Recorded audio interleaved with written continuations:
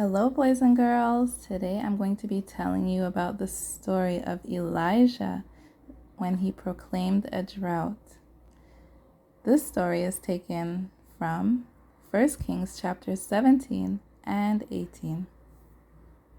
And it goes, And Elijah the Tishbite of the inhabitant of Gilead said to Ahab, As the Lord God of Israel lives, before whom I stand, there shall be no dew nor rain these years, except at my word. Then the word of the Lord came to him, saying, Get away from here, and turn eastward, and hide by the brook Cherith, which flows into the Jordan. And it will be that you shall drink from the brook, and I have commanded that ravens feed you there. So he went and did according to the word of the Lord, for he went and stayed by the brook Cherith, which flows into the Jordan.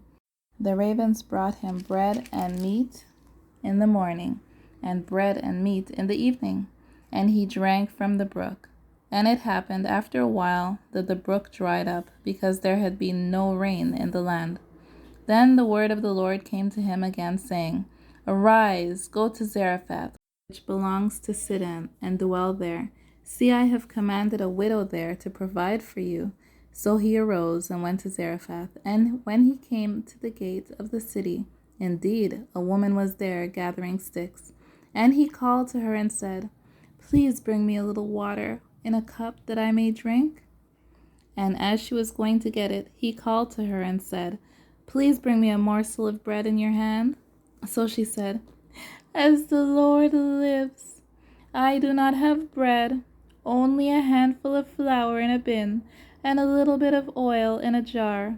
And see, I am gathering a couple of sticks, that I may go in and prepare it for myself and my son, that we may eat and die.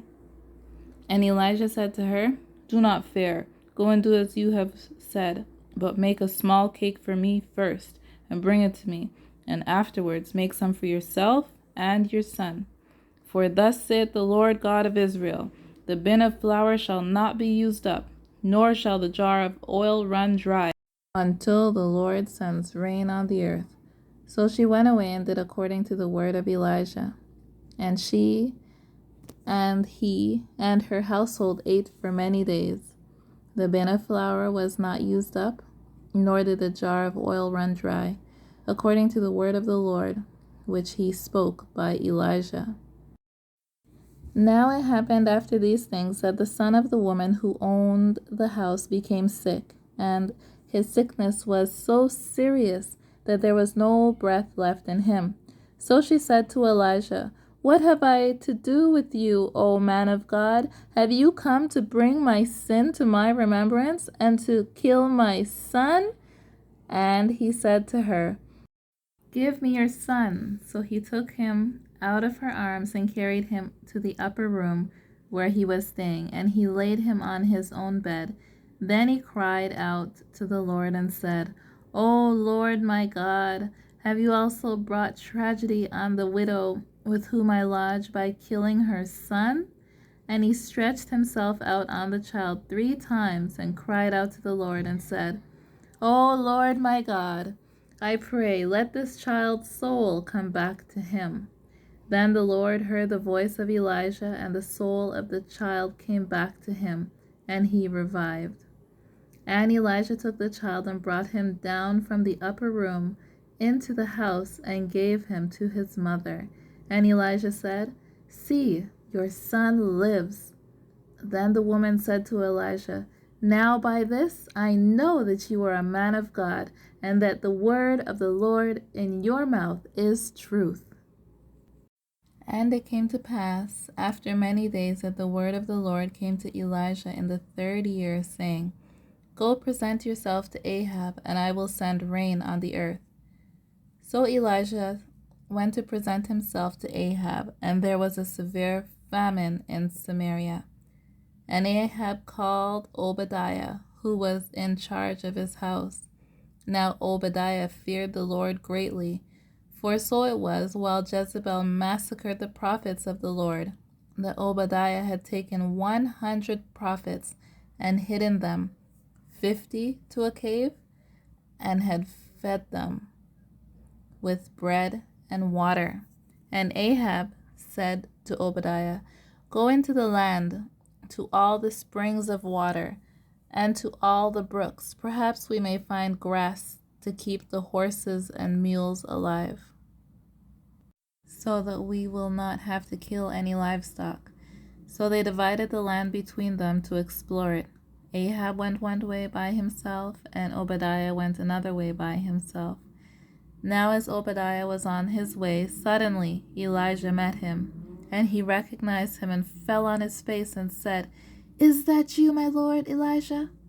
And he answered to him, "It is I.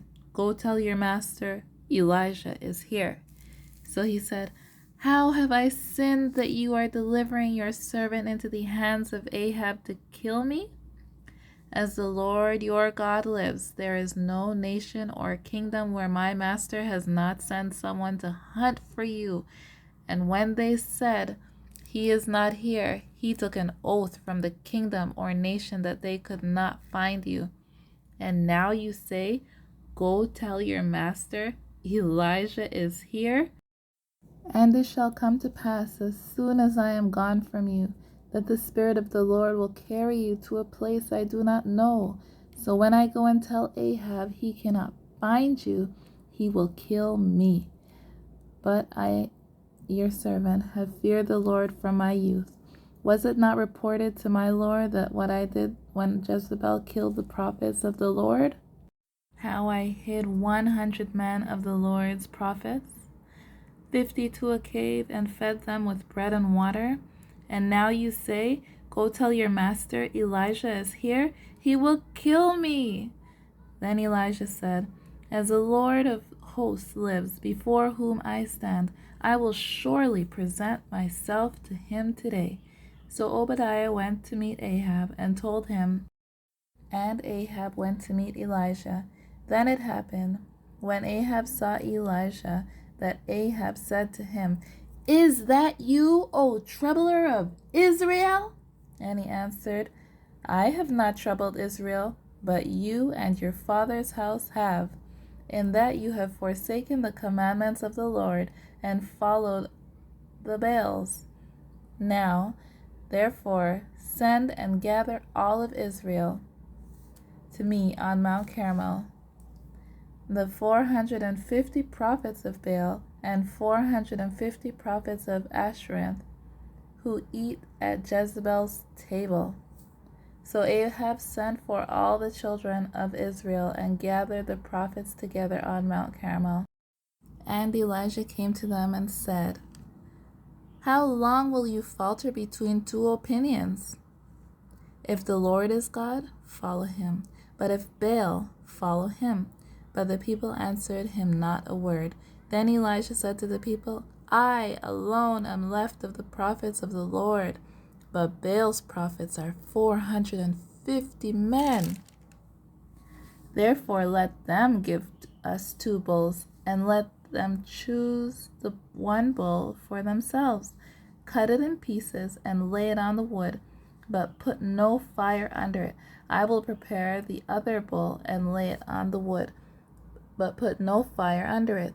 Then you call on the name of your gods, and I will call on the name of the Lord, and the God who answers by fire, he is God." So all the people answered and said, "It is well spoken." Now Elijah said to the prophets of Baal, "Choose one bull for yourself and prepare it first, for you are many, and call on the name of your God, but put no fire under it." So they took the bull which was given to them, and they prepared it and called on the name of Baal from morning even till noon, saying, "O Baal, hear us." But there was no voice, no one answered. Then they leaped about the altar which they had made. And so it was at noon that Elijah mocked them, saying, "Cry aloud, for he is a god.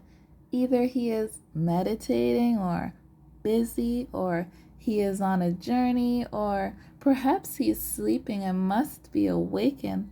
So they cried aloud and cut themselves, as was their custom, with knives and lance, until blood gushed out of them. And when midday was past, they prophesied till the time of the offering of the evening sacrifice. But there was no voice, no one answered, no one paid attention. Then Elijah said to the people, "Come near to me." So all the people came near to him and prepared the altar of the Lord that was broken down. And Elijah took 12 stones according to the number of the tribes of the sons of Jacob, to whom the word of the Lord has come, saying, Israel shall be your name. Then with the stones he built an altar in the name of the Lord, and he made a trench around the altar large enough to hold 2 stones of seah seeds. And he put wood in order, cut the bull in pieces, and laid it on the wood. And he said, "Fill the water pots with water, and pour it on the burnt sacrifice and on the wood." Then he said, "Do it a second time." And they did it a second time. And he said, "Do it a third time." And they did it a third time. So the water ran all around the altar, and he also filled the trench with water. And it came to pass at the time of the offering of the evening sacrifice that Elijah the prophet came near and said, "Lord God of Abraham, Isaac, and Israel, let it be known this day that you are God of Israel, and I am your servant, and that I have done all these things at your word. Hear me, O Lord, hear me, O Lord, that the people may know that you are the Lord God, and that you have turned their hearts back to you again." Then the fire of the Lord fell and consumed the burnt offerings, and the wood, and the stone, and the dust, and it licked up the water that was on the trench. Now when the people saw it, they fell on their faces, and they said, "The Lord, He is God!